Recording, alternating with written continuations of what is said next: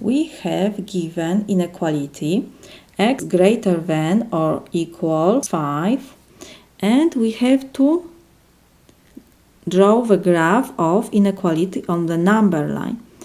So let's draw x line, number line, and now we have to choose unit because we have 5, so let's put 0 and small unit 1, 2, 3, 4, 5 we have. Because we have symbol greater than or equals, it means that 5 belongs to solution.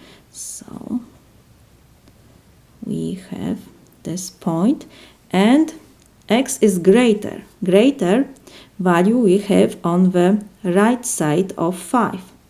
So this is going to positive infinity from 5. So we see that the graph for this inequality is array.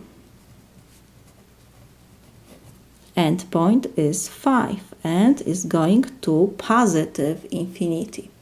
This is my solution.